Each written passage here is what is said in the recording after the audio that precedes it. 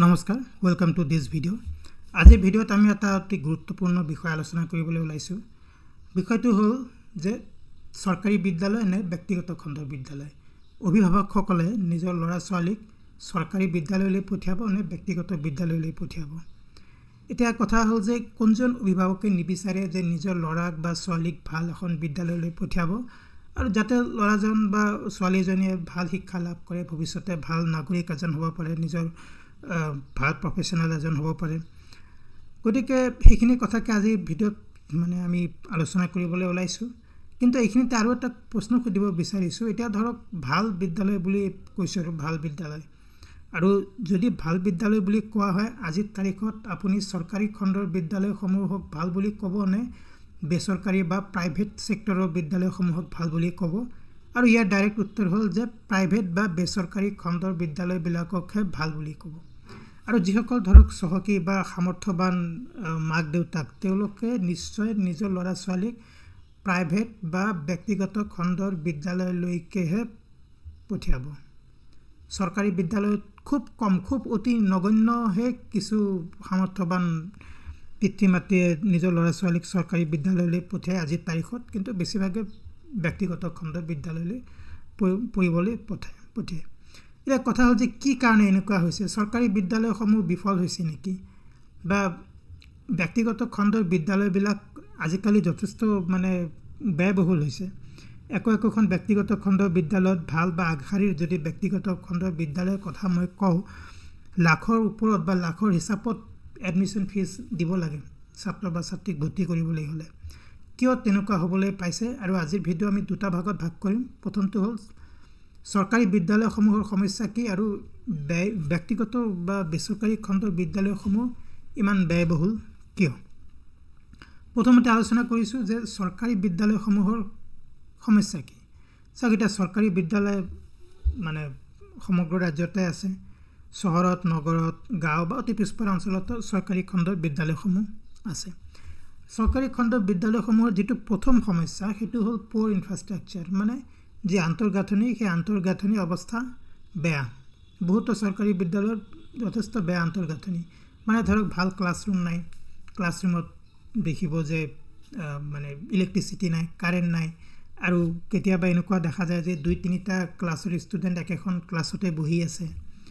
ভাল খোৱা পানীৰ ব্যৱস্থা নাই, ভাল চেনিটেশ্যন বা বাথৰুমৰ ব্যৱস্থা নাই, কাৰেণ্ট বা ইলেক্ট্ৰিচিটিৰ বেকআপ নাই। যিবিলাক ভিতৰুৱা অঞ্চলৰ বিদ্যালয় সেইবিলাকতো কাৰেণ্ট সেইবিলাক অঞ্চলত ইলেক্ট্ৰিচিটি নাথাকে, প্ৰায় কাৰেণ্ট নাথাকে, আৰু স্কুলত কেনেকৈ থাকিব কাৰেণ্ট, বা তেনেধৰণৰ বহুতো আন্তঃগাঁথনি ৰিলেটেড সমস্যা আছে যিবিলাক চৰকাৰী বিদ্যালয়। আৰু তাৰ ফলস্বৰূপে কি হয়, বহুতো সামৰ্থ্যৱান মাক দেউতাকে নিজৰ ল'ৰা ছোৱালীক চৰকাৰী বিদ্যালয়লৈ নপঠিয়ায়। তাৰ পৰিৱৰ্তে তেওঁলোকে ব্যক্তিগত খণ্ডৰ বিদ্যালয়লৈহে ল'ৰাক বা ছোৱালীক পঠিওৱা দেখা যায়। Shortage of qualified teachers. এতিয়া কথা হ'ল যে চৰকাৰী খণ্ডৰ বিদ্যালয়ত যিসকল শিক্ষক শিক্ষয়িত্ৰী, তেওঁলোকক কিন্তু ৰাইগৰাছ হয়। তেওঁলোকক যিটো ছিলেকশ্যন প্ৰক্ৰিয়া সেইটো দীঘলীয়া হয়, আৰু তেওঁলোক উপযুক্তভাৱে কোৱালিফাইড হ'ব লাগিব। যেনে ধৰক টেট কোৱালিফিকেশ্যন থাকিব লাগিব, DLED, BEd, MEd ইত্যাদি এডুকেশ্যন থাকিবই লাগিব। তাৰ ওপৰতো টেট কোৱালিফাইড হ'ব লাগিব, আৰু তেনেকুৱা কোৱালিফিকেশ্যনৰ শিক্ষক শিক্ষয়িত্ৰী বেছি নাই, কাৰণ বহুতে টেট কোৱালিফাই কৰিব নোৱাৰে। তাৰ ফলস্বৰূপে কি হয়, চৰকাৰী খণ্ডত কিন্তু, আৰু যিবিলাক অলপ ভিতৰুৱা অঞ্চলৰ স্কুল সেইবিলাক বিদ্যালয়ত কিন্তু তেনেধৰণৰ শিক্ষক শিক্ষয়িত্ৰীৰ অভাৱ প্ৰায় দেখা যায়। আৰু ভিতৰুৱা অঞ্চল হোৱাৰ কাৰণে ধৰক চহৰৰ পৰা বা তেনেকুৱা ভিতৰুৱা অঞ্চলত বহুতো শিক্ষক শিক্ষয়িত্ৰী যাব নিবিচাৰে। তাৰ ফলস্বৰূপে শিক্ষক শিক্ষয়িত্ৰীৰ এটা অভাৱ দেখা যায় চৰকাৰী বিদ্যালয়সমূহত। আৰু কিছু চৰকাৰী বিদ্যালয়ত শিক্ষকসকল অনুপস্থিত থাকে, তেনেকুৱা ঘটনাও দেখা যায়।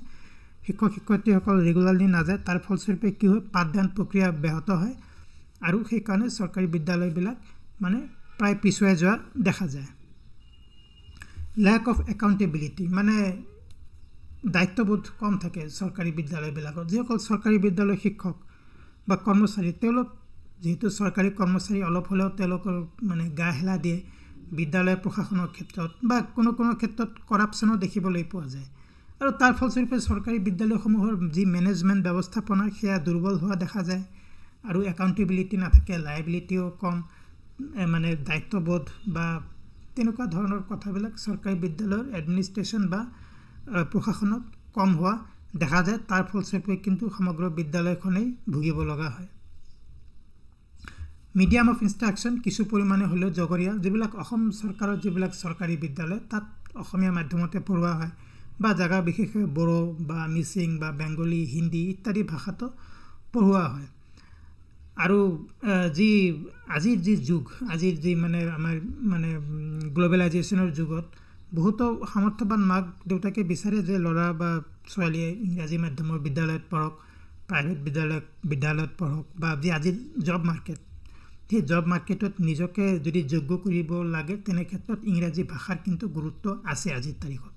এয়া নহয় যে চৰকাৰী বিদ্যালয়ত পঢ়ি কোনো ইংৰাজী শিকিব নোৱাৰে, কিন্তু এটা ধাৰণা যে চৰকাৰী বিদ্যালয়ত অসমীয়াত শিকোৱা হয়, ল'ৰা ছোৱালীয়ে ইংৰাজী ভালকৈ নিশিকিব বা ইংৰাজী শিকোঁতে বহুতো সময় লাগিব, বা যিসকল ইংৰাজী বিদ্যালয়ত অধ্যয়ন কৰা ছাত্ৰ ছাত্ৰী তেওঁলোকৰ তুলনাত চৰকাৰী বিদ্যালয়ত অধ্যয়ন কৰা ছাত্ৰ ছাত্ৰী এই ইংৰাজী শিকাৰ বা কোৱাৰ ক্ষেত্ৰত পিছুৱাই থাকিব। গতিকে এনেধৰণৰ কথাৰ ফলতো কিন্তু চৰকাৰী বিদ্যালয়সমূহত যিসকল সামৰ্থ্যৱান পিতৃ মাতৃ তেওঁলোকে ল'ৰা ছোৱালীক কমকৈ পঠোৱা দেখা যায়।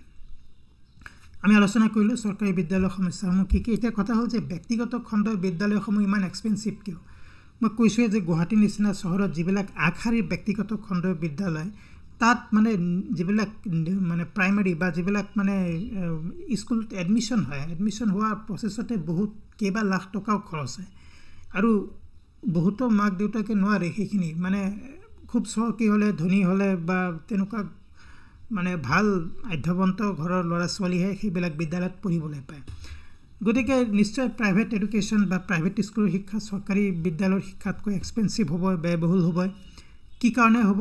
প্ৰথম কথা, চৰকাৰী বিদ্যালয়ৰ তুলনাত ব্যক্তিগত খণ্ডৰ বিদ্যালয়সমূহৰ ইনফ্ৰাষ্ট্ৰাকচাৰ বা আন্তঃগাঁথনি ভাল, ক্লাছৰুম ভাল, ক্লাছৰুমত ফেচিলিটি আছে, খোৱা পানী, বাথৰুম, ইলেক্ট্ৰিচিটি আদি ভালকৈ মেইনটেইন কৰা হয়। তাৰ ফলস্বৰূপে কিন্তু যিবিলাক অপাৰেশ্যনেল কষ্ট বা বিদ্যালয় চলোৱাৰ যিবিলাক খৰচ পাতি সেইবিলাক বেছি হয়, সেইকাৰণে এডমিশ্যন ফিজো বেছি হ'ব।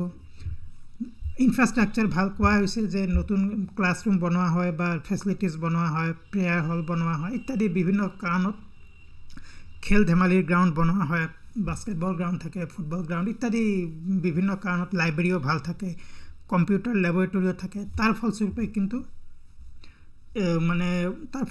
কিন্তু পইচা অপাৰেশ্যনেল কষ্ট বেছি হয় ব্যক্তিগত খণ্ডৰ বিদ্যালয়সমূহত, আৰু সেইখিনি পইচা কিন্তু ফিজৰ দ্বাৰাই গাৰ্জেনসকলৰ পৰা বা অভিভাৱকসকলৰ পৰা আদায় কৰা হয়। তাৰপিছত হায়াৰ টিচাৰ চেলাৰিজ এণ্ড ষ্টাফ কষ্ট, যিবিলাক ধৰক আগশাৰীৰ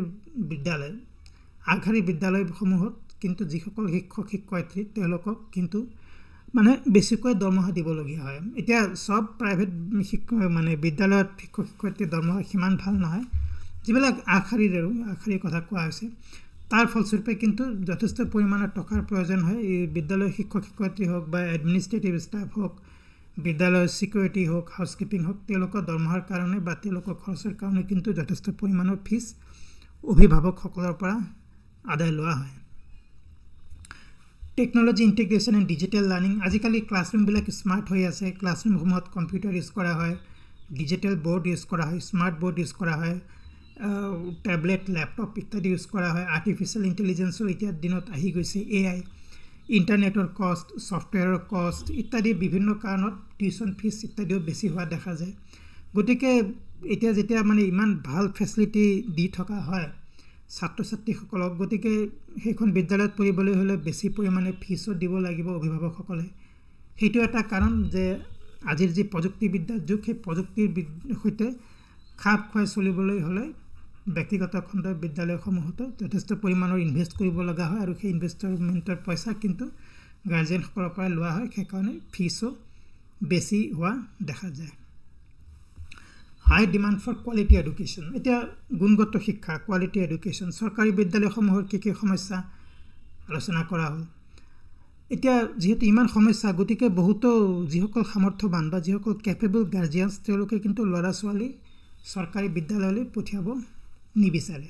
তাৰ ফলস্বৰূপে কি হ'ব? প্ৰাইভেট বা ব্যক্তিগত খণ্ডৰ বিদ্যালয়সমূহৰ চাহিদা বেছি হ'ব, ডিমাণ্ড বেছি হ'ব, আৰু ইয়াৰো এটা সুযোগ এই ব্যক্তিগত খণ্ডৰ বিদ্যালয়সমূহো লোৱা দেখা যায়। কাৰণ তেওঁলোকে জানে যে যিসকল ধনী মানুহ তেওঁলোকৰ ল'ৰা ছোৱালী ব্যক্তিগত খণ্ডৰ বিদ্যালয়লৈ পঢ়িবলৈ আহিব, চৰকাৰী বিদ্যালয়লৈ নাযায়। তাৰ ফলস্বৰূপে কিন্তু বহু ক্ষেত্ৰত এই ব্যক্তিগত খণ্ডৰ বিদ্যালয়সমূহৰ ফিজ বঢ়াই দিয়া দেখা যায়। মেইনলি যিবিলাক ডাঙৰ চহৰ, সেইবিলাক চহৰৰ কথা কৈছোঁ, তাত কিন্তু যথেষ্ট হাৰত মানে ফিজ আদায় কৰা দেখা যায় অভিভাৱকসকলৰ পৰা। গতিকে ফ্ৰেণ্ডছ, এইখিনি আছিলে আজি আলোচনা কৰিবলগীয়া কথা, মানে চৰকাৰী বিদ্যালয়সমূহৰ সমস্যা কি আৰু প্ৰাইভেট বা বেচৰকাৰী বিদ্যালয়সমূহে মানে তাৰ এটা সুবিধা লোৱা বুলিও ক'ব পাৰি। এই চৰকাৰী খণ্ডৰ বিদ্যালয়সমূহৰ যি দুৰ্বলতা, তাৰ দুৰ্বলতাৰ সুযোগ লৈ ব্যক্তিগত খণ্ডৰ বহুতো বিদ্যালয়সমূহে অতি বেছি পৰিমাণে ফিজ গাৰ্জেনসকলৰ পৰা আদায় লোৱা দেখা যায়। চ' ফ্ৰেণ্ডছ, এইখিনি আলোচনা কৰা হ'ল। আই হোপ আজি ভিডিঅ' আপোনালোকে ভাল পাইছে। যদি ভাল পাইছে প্লিজ লাইক কৰক, শ্বেয়াৰ কৰক। চেনেলটো যদি ছাবস্ক্ৰাইব কৰা নাই প্লিজ ছাবস্ক্ৰাইব কৰক। এনেধৰণৰ এটা ইনফৰ্মেটিভ ভিডিঅ'ত অতি সোনকালে লগ পাম। Thank you very much and I will see you চুন।